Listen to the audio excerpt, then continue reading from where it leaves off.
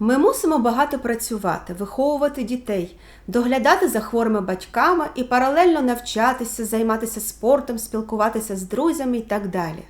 А життя не стає легшим. У якийсь момент ми можемо відчути, що все вже дістало, що немає бажання і сил робити будь-що.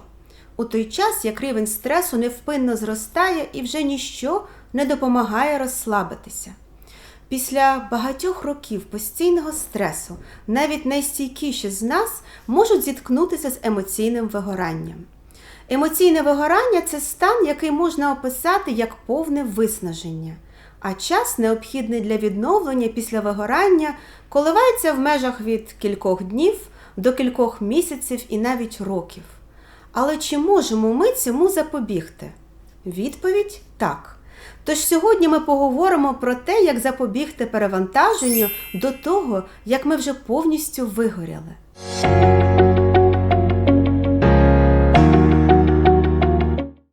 Коли ми перебуваємо в стані стресу впродовж тривалого періоду часу, у нас часто виникає тунельний зір або відчуття, що ми застрягли в якійсь життєвій проблемі. Ми маємо більше працювати, щоб виплачувати іпотеку. Ми мусимо додатково навчатися і просуватися по службі, тому що нам необхідно оплачувати навчання дітей. Отже, відчуття застрягання є невід'ємною частиною стресу. Деякі люди здатні щось змінити, якщо помітять це почуття вчасно. Вони можуть почати планувати час для відпочинку, змінюють пріоритети, шукають нові способи розслаблення, просять допомоги в інших або частіше говорять «ні» своєму начальнику чи родичам. Проте багато хто з нас стають заручниками стресу і продовжують бігти далі, ігноруючи тривожні дзвіночки. Вони поводять себе так, неначе все гаразд, допоки вони не прокинуться і не усвідомлять, що їх спіткали проблеми з серцем, розлучення або повне емоційне і фізичне виснаження. Тож чому ми дозволяємо ситуації зайти так далеко?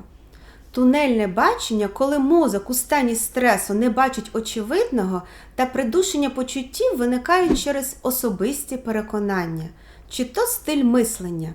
Приміром, хто здається, той слабкий, або «я завжди мушу бути в змозі впоратися з усім», або «бути хорошим другом» означає завжди бути готовим пожертвувати собою.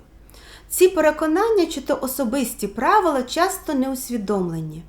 Такі правила можуть допомагати нам, але вони також можуть стати на заваді. Іноді ми переймаємо їх від наших батьків, партнерів або інших важливих для нас людей. Якщо ваш батько постійно говорить, що вам потрібно наполегливо працювати, щоб чогось досягти в житті, велика ймовірність, що це стане міцним переконанням. Коли ви зрозумієте, що важка праця справді окупається, ви наполегливо будете дотримуватись цього правила та поведінки, яка з ним пов'язана. Наші переконання також породжуються значними подіями, які спричиняють сильні негативні емоції.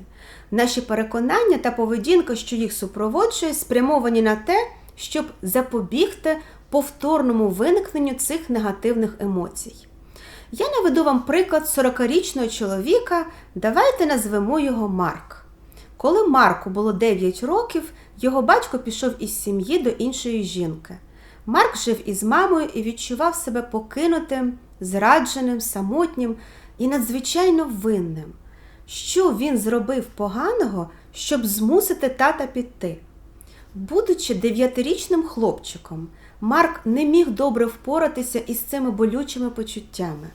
Він вирішив завжди все робити ідеально, щоб ні в кого більше ніколи не було причини покинути його. Ця ідея допомогла йому досягти успіху в багатьох речах. Він отримав постійну роботу і низку підвищень, оскільки завжди працював більше за своїх колег. Проте із часом ідеалізм Марка став йому на заваді. Він багато працював і витрачав більшість свого вільного часу на навчання та курси. Відчуття, що він постійно мусить доводити свою компетентність, переслідувало його.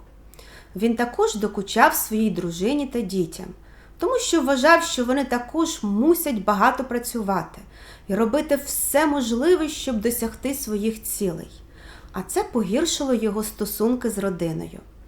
Після того, як Марк не отримав серйозного підвищення, він буквально розсипався. Його віра в те, що він має робити все ідеально, врешті-решт стала йому на заваді. Незважаючи на всі свої минулі успіхи, він відчував, що все, чого він досяг у житті, є недостатнім. Але оскільки досконалість – це ілюзія, гонитва за нею ніколи не буде завершена. Тож Марк довів себе до виснаження та емоційного вигорання.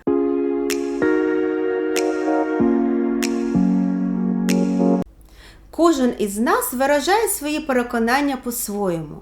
Тут ви можете побачити кілька найбільш поширених із них. Але сьогодні поговоримо про 3 основних різновиди переконань. Перший – це «усе мусить бути ідеально». Перфекціоністи, такі як і Марк, мусять завжди робити все правильно і досконало. Вони не в змозі сповільнитися або пропустити деякі менш важливі види діяльності. Другий тип переконань називається «я все зроблю сам». Такою людиною є 35-річна Марія. Марія росла дитиною розлучених батьків. Вона вийшла заміж у молодому віці за чоловіка, який зрадив її із найкращою подругою. Щоб не відчувати болю цієї зради та нестабільності свого дитинства, Марія виробила переконання «я все робитиму сама». І вона створила успішний бізнес. Марія ніколи не просила допомоги через своє переконання. Вона вирішила не наймати додатковий персонал, хоча могла собі це дозволити. Також вона ніколи не користувалася допомогою свого ділового партнера. І врешті-решт усе скінчилося емоційним вигоранням. Третій різновид переконань називається «спочатку інші, а потім я». Цей майндсет поширений поміж дітей хворих батьків або розлучених батьків, які намагалися тримати сім'ю докупи в період до розлучення. Вони навчилися ігнорувати себе і не висловлювати власні потреби. Вони не навчилися говорити «ні» і визначати та оберігати свої кордони. У результаті вони схильні до перевантаження, адже стрес стає хронічним, а старі неперероблені страхи і смуток залишаються. Тож чому ми часто не бачимо негативного впливу наших переконань? Тому що перш ніж наші переконання стануть перешкодою, вони підкріплюються і зміцнюються. Перфекціоністи винагороджуються за свою наполегливу роботу. Впевненість у своїх силах тих, хто хоче все зробити сам, дає змогу досягти багато чого. І завдяки своїй безкорисливості ті, хто ставить інших на перше місце, отримують велику подяку. Завдяки першочергово сприятливому впливу наших переконань, поведінка, пов'язана з ними, усе глибше і глибше вкорінюється, допоки не переростає в постійну звичку. Недоліком цього є те, що ми неадекватно реагуємо на стрес. Коли ми зайняті та наполегливо дотримуємося старих звичок, ми не робимо потрібних кроків для того, щоб впоратися зі стресом. Наші переконання зміцнюють нашу схильність до придушення та уникнення, і в сукупності зі стресом виникає тунельний зір. Наприклад, ті, хто думають, що можуть впоратися з усім, ігнорують такі сигнали, як головний біль, втома та дратівливість.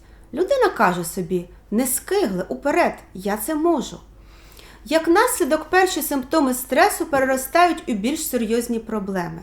Щоб запобігти цьому, важливо виявити та скоригувати нездорові переконання. Тож поговоримо про те, як це зробити.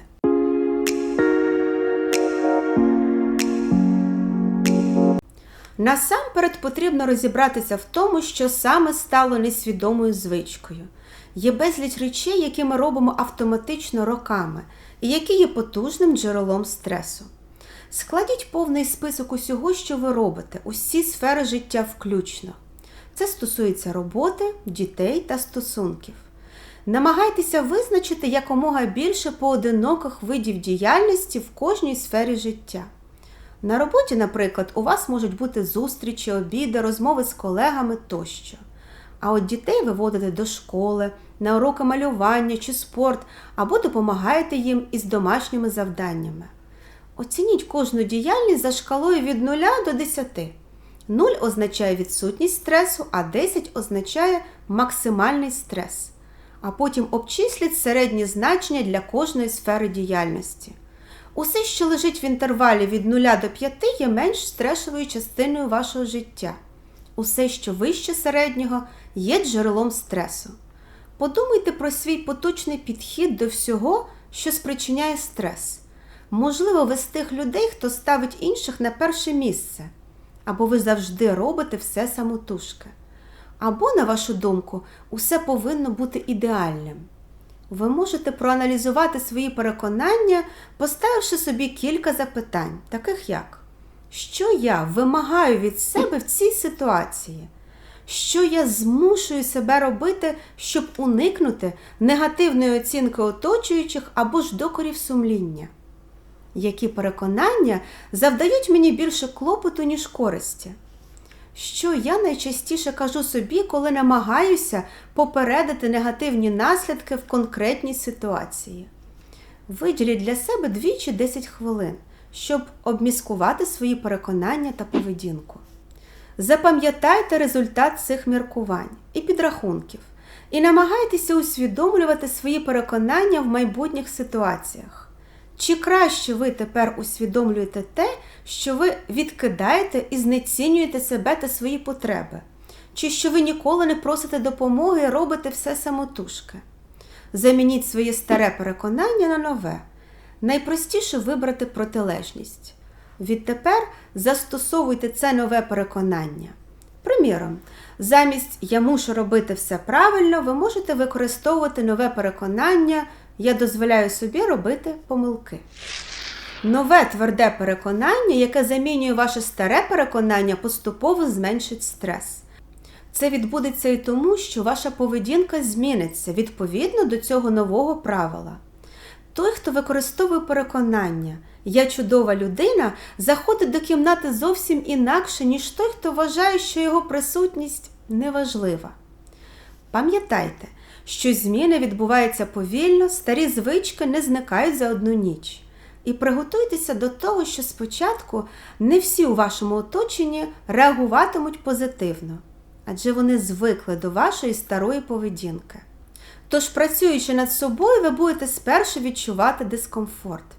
І вам дуже кортітиме повернутися до старих звичок. Спочатку старі емоції, такі як смуток, гнів і тривога, домінуватимуть. Ви відчуєте тривогу, якщо не робитимете все на 100% правильно. Це абсолютно нормально. Не бійтеся і нехай ці емоції виникнуть. Цей дискомфорт зникне із часом. Я гарантую. Тому що ви помітите, що ви сильніші за свої емоції і зрозумієте, що зможете впоратися з ними. А я сподіваюся, що ця інформація стала вам у пригоді. Якщо так, підтримайте це відео вподобайкою, залишайте ваші коментарі, не забудьте підписатися та натиснути дзвоник. Дякую за увагу, побачимось наступного разу.